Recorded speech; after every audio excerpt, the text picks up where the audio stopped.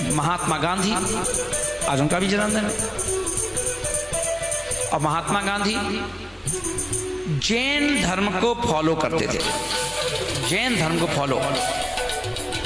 सोचो, जैन दर्शन कहता है खाओ पेट भरो पर भोजन कथा मत करो ना। ऐसा नहीं कि खाना एक टाइम है, 2 टाइम है और 24 घंटे खाने की चर्चा करते रहो, है ना। तो बोले कि नहीं, खाओगे तो टेस्ट की बातें करोगे, फिर मजा आ गया, आनंद आ गया भोजन में। एक बात तो है, बहुत टेस्टी भोजन था। तो बोले ये भी ना कहना पड़े, दोष लगता है। तो क्या करते थे, अपन लोग भोजन बनाते हैं तो टेस्ट को बढ़ाने के लिए हरी चटनी, मीठी चटनी बना लेते हो। गिलास के साथ थोड़ी थोड़ी चटनी भी खाते जाओगे, टेस्टफुल बन जाए। और वह उन्हें देखा चटनी की आवश्यकता पड़ती है, तो वो क्या करते थे, कड़वी जो नीम है, नीम की पत्तियों की चटनी बना के थाली में रख लेते थे। अब रोटी खाएंगे तो चटनी, रसगुल्ला खाएंगे तो चटनी। तो लोगों ने कहा गांधी जी, हमें ये समझ में नहीं आता कि आप कुछ भी खाते हो ऊपर से ये नीम की चटनी खा लेते हो। कितनी सुंदर बात कही अहिंसा के पुजारी। क्या बोले हैं, इसलिए खा लेता हूं कि जो भी मैंने खाया है उसका टेस्ट ही ना आए, जिससे कि मेरे परिणाम बिगड़े, मेरे परिणाम खुश हों और मुझे दोष लगे। ऐसा जीवन, ऐसी सोच, है ना। जहां पर अपन देखें कि गर्म पानी नहाने के लिए जब करते थे और गर्म पानी को उनके लिए जो गर्म पानी किया जाता था नहाने के लिए, तो उन्होंने जब भगोनी गर्म करके पानी की और नीचे रख दी तो उन्होंने नहाया भी नहीं और प्रायश्चित दिया। बोले गलती हुई मुझसे। बोले सब लोग बोले आपसे क्या गलती हुई? अरे बोले भैया, जिस पानी को तुमने गर्म किया है हमारे लिए, मगर निमित्त में हूं और तुमने पानी खुला छोड़ दिया, और खुला छोड़ दिया तो देखो इसमें जीव तो मरे ही नहीं है, कोई जीव मरे ही नहीं है, आप क्या प्रायश्चित ले रहे हो? बोले कि जीव तुम्हें मालूम कि नहीं मरे। अब बड़ा जीव मर जाए तो तुम्हें दिख जाएगा कि बड़ा जीव मर गया, तो उसका प्रायश्चित लोगे। पर तुम्हें मालूम है गर्म पानी तुमने निकाल के रखा है भगोने में, और उसकी भाप, गरम भाप कितनी ऊपर तक जाती है। अब उसके ऊपर से निकालने वाले सूक्ष्म जीव जो हैं उस गर्म भाप से मर गए। कितने मर गए होंगे बताओ? ऐसा जैन धर्म को फॉलो करते थे। अपन बोलते हैं कि हमारा जन्म हुआ है जैन कुल में, हम जैन धर्म को पालन करते हैं, पर वो ऐसे पालन करते थे। और ऐसा ही नहीं, उन्होंने बुक्स लिखी हैं बहुत सारी, तो उन्होंने बुक्स लिखी जो, तो उसमें गांधी दोहन नाम की पुस्तक लिखी है, गांधी दोहन। और गांधी दोहन में क्या लिखा उन्होंने, देखिए, जैन गुरु किसको बनाया उन्होंने? जैन व्यक्ति को, श्रीमद रायचंद्र जी को। और क्या बोलते थे ना, बोलते थे गांधी दोहन में क्या लिखा उन्होंने, अल्प ज्ञान हो चलेगा,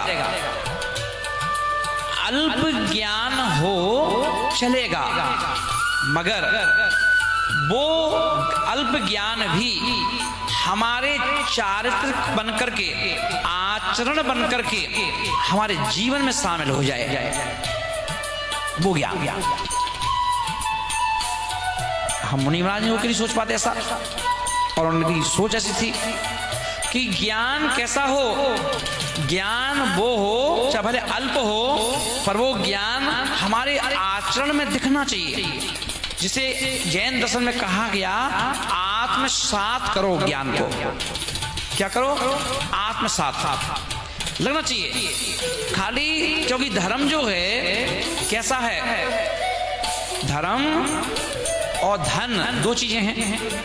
तो अपन लोग देखो, अब अपने अपने में गिरेबान में झांक के देखना है।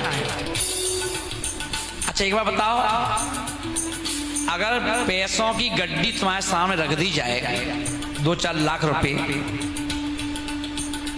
और मंदिर में कहा जाए कि पकड़ के रखना, अब बताओ पैसा एक तरफ पैसा है धन, सामने मूर्ति बैठी है धर्म, बताओ सबसे ज्यादा मन किस पे लगेगा? कंसंट्रेट किस पे ज्यादा हो गया बताओ? हैं धन पे हो गए ना? हैं कोई उठा ले जाए, धर्म कोई उठा के ले जाए चलेगा, पर धन उठा के ना ले जाए, है ना? अगर नोट गिनना हो, भगवान की 108 मोती गिनना है नमो कारण पढ़ते हुए, तो 108 मोती जाप करना है। नमो अरिहंताणम, नमो सिद्धाणम, नमो आयरियाणम, नमो वज्रायणम, नमो लोई सब्साहुणम। तो इस मंत्र में मन नहीं लग रहा है। 108 बार नमोकार मंत्र पढ़ने में 108 बार दिमाग यहां वहां जा रहा है। लगता है मन क्या है? बताओ लल्ली, पहचानते नहीं उनको? पाटनी जी हैं, हमें पहचानो तुम तो अभी। क्या बोल दिए? यही तो बोल रहा हूं, धर्म में हमारा जो इंटरेस्ट है बाहर से है, अंदर से नहीं। हमारा इंटरेस्ट कहां से है? बाहर से, अंदर से नहीं। इसलिए हम इतने भटके हुए हैं कि हम मंदिर भी जाएं तो भटक जाते हैं। मंदिर में 10 मिनट या 15 मिनट यदि हम मंदिर जी में रहें तो वहां हम अपने आप को भगवान से नहीं जोड़ पाते, गुरु से नहीं जोड़ पाते, मन भटकता है। तो बोले कि माला में मन नहीं लगता, पर माल गिनने में कह दो तो मन लग जाएगा। कहो बाबा जी 1 लाख रुपया गिनियो, तो अब तुमसे कहा जाए यहां वहां कोई कहे तुम्हें बाबा सुनियो, अबे बोलो मत पैसा गिनना है, इतने कंसंट्रेट, वहां ध्यान नहीं जाएगा। फिर अब नोट गिनते हुए कि कहीं और ध्यान चला जाए।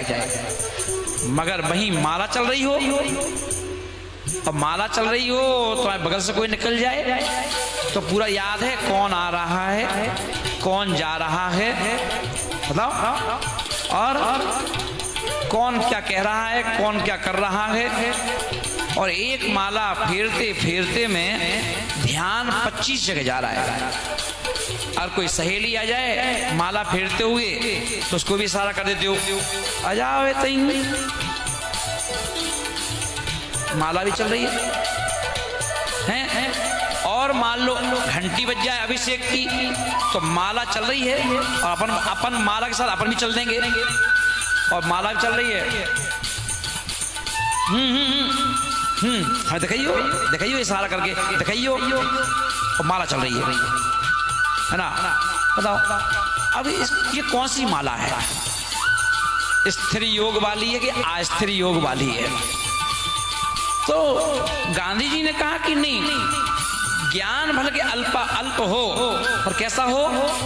चारित्र में ढला हुआ हो ज्ञान होना चाहिए। सोचो ऐसे महान मूर्ति। और देखें बैरिस्टर इंग्लैंड में पढ़ते थे, इंग्लैंड में, जहां के अंग्रेज, और अंग्रेजों ने एक दिन उन्हें ट्रेन में नहीं बैठने दिया, बैठे थे तो वो धक्का दे दिया, बाहर प्लेटफॉर्म पे पटक दिया, तुम नहीं बैठ सकते हमारे साथ, हम लोगों के साथ तुम नहीं बैठोगे, इंडियन नो अलाउड, पटक दिया, गिर तो गए। और उन्होंने क्या कहा कि आज तुमने हमें ट्रेन से धक्का दिया है,